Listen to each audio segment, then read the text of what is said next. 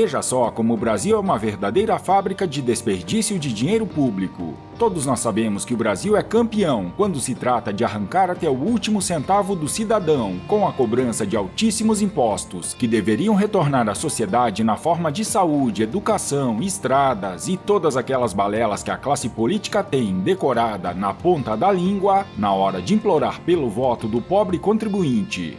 Uma auditoria do TCU, Tribunal de Contas da União, revelou um gigantesco descaso que em qualquer parte do mundo civilizado causaria a demissão em massa de toda a pilantragem que habita o parlamento.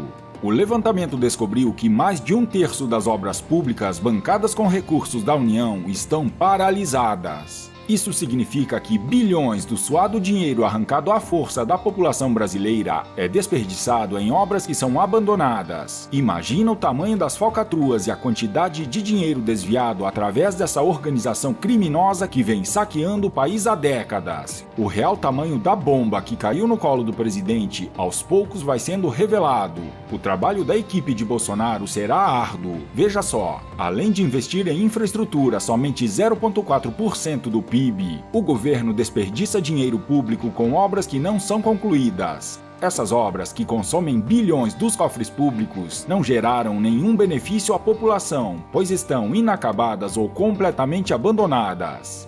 O levantamento foi feito em 38.412 obras financiadas com recursos da União, incluindo escolas, creches, postos de saúde, edifícios administrativos, instalações esportivas, rodovias, ferrovias, portos e usinas, entre outros. Os empreendimentos fazem parte do Programa de Aceleração do Crescimento, PAC, dos governos petistas, ou são gerenciados pela Caixa, pelo Departamento Nacional de Infraestrutura, DENIT, pelo Ministério da Educação, MEC, ou pela Fundação Nacional de Saúde, FUNASA.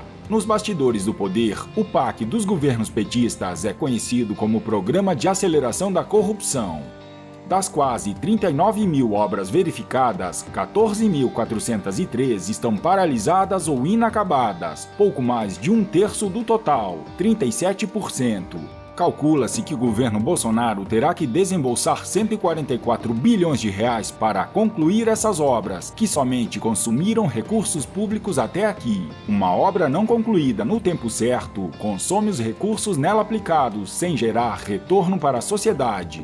Além de limitar o crescimento econômico do país por interromper a movimentação da economia local com a restrição de empregos diretos e indiretos gerados, afirmou o ministro Vital do Rego. Ele explica que, em alguns casos, a obra não pode ser retomada sem intervenções para recuperar os estragos decorrentes do abandono, e tais medidas envolvem custos adicionais incorporados ao valor total da obra. Um absurdo, uma verdadeira queima de dinheiro público.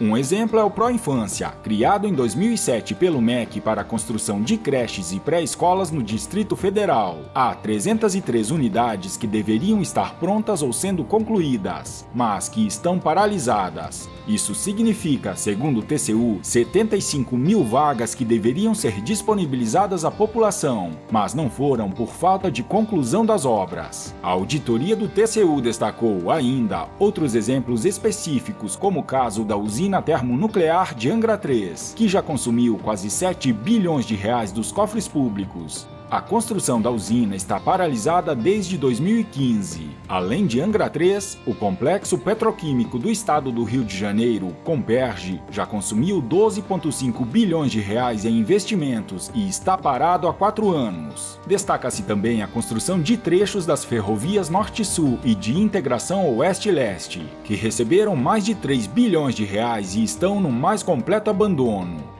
O governo Bolsonaro quer acabar com essa sem-vergonhice herdada dos desgovernos corruptos da era PT e vai buscar investidores privados para pôr um fim nessa fábrica de moer dinheiro público. Rapidinhas. Olha aí a grande mídia fazendo o que sabe fazer melhor: desinformar. Olha, como eu gostaria que a nossa imprensa fosse isenta. Como eu gostaria. O Estadão, com o claro objetivo de criar intriga, transformou brincadeira de Bolsonaro em notícia. O Pacto pelas Reformas, firmado na terça entre os chefes dos 3 poderes da República Federativa do Brasil, Jair Bolsonaro, Dias Toffoli, Davi Alcolumbre e Rodrigo Maia, após a estrondosa manifestação de apoio ao presidente, está incomodando e muito a extrema imprensa. O pacto prevê a união de esforços entre os três poderes em torno de uma agenda com 5 pontos: reforma da Previdência, reforma tributária, pacto federativo, segurança pública e desburocratização. Jair Bolsonaro, comentando o encontro, relatou uma brincadeira que fez com Rodrigo Maia. Eu disse para o Rodrigo Maia: com a caneta eu tenho muito mais poderes do que você. Apesar de você, na verdade, fazer as leis, né? Eu tenho o poder de fazer decretos. Logicamente, decretos com fundamento. O Estadão, com o claro objetivo de criar intriga, publicou ontem em forma de notícia e de maneira sensacionalista, tentando claramente causar intriga e mexer com o ego do deputado, que é extremamente chorão e sensível a críticas, com a finalidade de prejudicar o pacto. O próprio Rodrigo Maia, questionado sobre o assunto, quebrou a narrativa do Estadão. Ele fala da importância que um bom decreto tem. Não tem maldade nenhuma. Não vamos criar maldade onde não existe, disse o presidente da Câmara. Nota 0 ao Estadão. Que vergonha! Já que estamos falando da poderosa caneta do presidente, vale destacar que Bolsonaro já assinou 147 decretos, quase um por dia desde o início do mandato, deixando a esquerda enlouquecida no Congresso. O ritmo é tão intenso que fica praticamente impossível sabotar todos eles. O presidente tem também o poder do veto, que pode ser usado para derrubar as presepadas e mal-intencionadas ações do covil. Pode ser esse o motivo da tranquilidade do governo com a mudança do COAF da Justiça para a Economia. Muito se argumenta sobre o prazo curto, mas talvez Jair Bolsonaro já esteja costurando uma outra alternativa para manter o órgão sob o comando de Moro, dando o troco na canalhada da Câmara. A senadora Juíza Selma destacou que o presidente pode fazer uso do veto ou do decreto presidencial para resolver a situação. Nós temos ainda a possibilidade do decreto. Não é da nossa competência escolher onde o COAF deve ou não ficar. Isso é com o presidente, seja por decreto ou por veto a essa MP.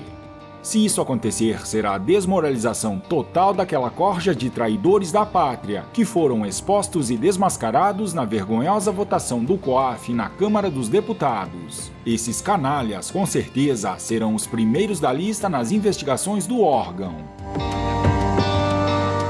Recentemente, Geraldo Alckmin surtou e afirmou que só perdeu para Bolsonaro por conta do atentado contra o presidente.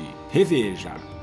O picolé de chuchu, como ficou conhecido o tucano Geraldo Alckmin, do PSDB, teve o pior desempenho do partido numa corrida presidencial durante as eleições de 2018. A campanha do PSDBista se resumiu a gastar o seu gigantesco tempo de propaganda no rádio e na televisão para atacar de forma absolutamente desonesta o então candidato Jair Bolsonaro. Ainda sem entender o real motivo do massacre que sofreu nas urnas, ele atribui o desempenho pífio à facada perpetrada pelo ex-PSOL Adélio Bispo em Jair Bolsonaro, líder da corrida desde o início. Eu estava subindo e ele caindo. Só no dia da facada, ele teve 22 minutos de Jornal Nacional. A tucalhada deveria parar de falar besteiras e se preocupar mais com a delação do presidiário Paulo Preto, ex-operador financeiro do PSDB, condenado a 145 anos de prisão, que pode meter a cúpula do partido na cadeia. Pois bem, ontem Bolsonaro respondeu e explicou como foi que derrotou o tucano, que amargou o 4º lugar na eleição presidencial. Eu comecei muito antes. Quando o Alckmin acordou, eu já estava no outro lado do oceano, e ele não conseguiu alcançar este capitão da artilharia. Em uma reunião que contou com a presença de Jair Bolsonaro e Paulo Guedes, representantes de 9 entidades empresariais prometeram um investimento de R$1 bilhão no Nordeste. A nossa proposta é muito simples, dizer que cada um, dentro de suas capacidades, podemos colocar R$1 bilhão de recursos nossos para diminuir um pouco a pobreza. Vamos capacitar os jovens, melhorar a maneira de trabalhar do pequeno produtor, o pequeno comerciante, a saúde, orientando as pequenas cidades. Em resumo, isso não vai ser de boca, vai ser por escrito em que cada um vai dizer o que vai fazer, afirmou João Martins, que preside a Confederação da Agricultura e Pecuária do Brasil. Que bela iniciativa, eu me arrepiei aqui, sério. Isso sim é demonstração de patriotismo. Se Bolsonaro conseguir governar de fato e colocar todos os seus projetos em prática, o Nordeste, assim como todo o Brasil, vai deslanchar. E essa história de pobreza vai ficar somente nos livros de história. E o FHC, hein? Em publicação nas suas redes sociais, disse que deixa pra lá, FHC calado é um poeta.